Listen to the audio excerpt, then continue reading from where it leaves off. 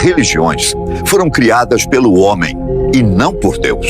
Então quer dizer que a Bíblia não diz nada sobre religião? Vamos aos fatos.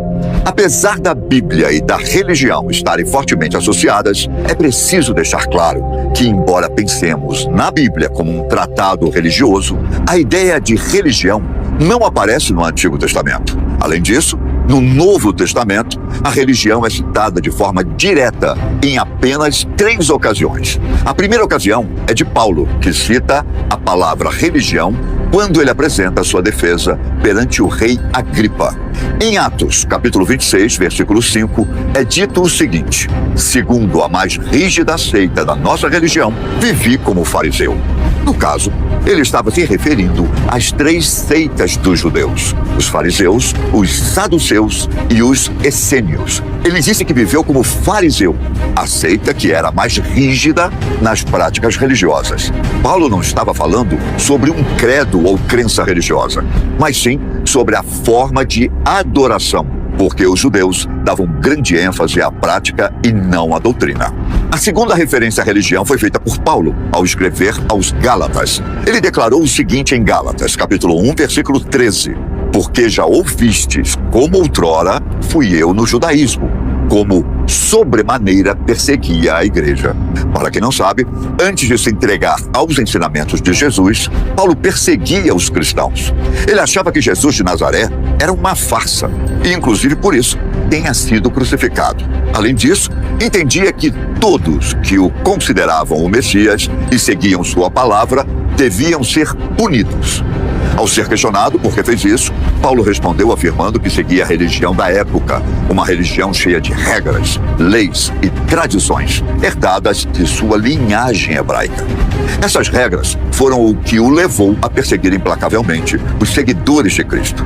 Assim, ao escrever aos Gálatas, ele se referiu à religião da mesma maneira que o fez antes do rei Agripa, como regras de prática em vez de doutrina ou credo de crença. A terceira ocasião é a Epístola de Tiago, escrita às 12 tribos que estão espalhadas.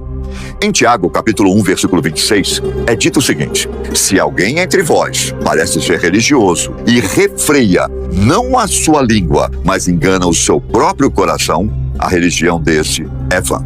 Tiago parece estar se referindo à religião da mesma maneira usada por Paulo, como sendo ritualístico ou cerimonial. Em seguida, Tiago define muito claramente o que ele diz ser uma religião pura, distinta das formas de adoração ritualística, conforme descrito por Paulo. Tiago disse: a religião pura e imaculada para com Deus e Pai é esta: visitar os órfãos e as viúvas nas suas tribulações e guardar-se da corrupção do mundo. Apesar de o texto ser simples e despretensioso, tem um significado profundo.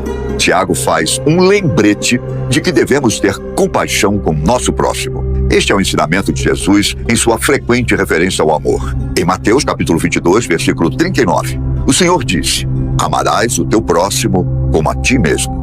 E é exatamente isso que Tiago estava expressando: amor e devoção a Deus, por meio dos serviços prestados ao próximo, usando como exemplos os órfãos e as viúvas. Então quer dizer que, em momento algum, a Bíblia diz que as pessoas têm que ter uma religião? De fato, não existe uma passagem que diz de forma clara que as pessoas devem frequentar a igreja para estar em contato com Deus. Porém, elas devem seguir os ensinamentos do Senhor.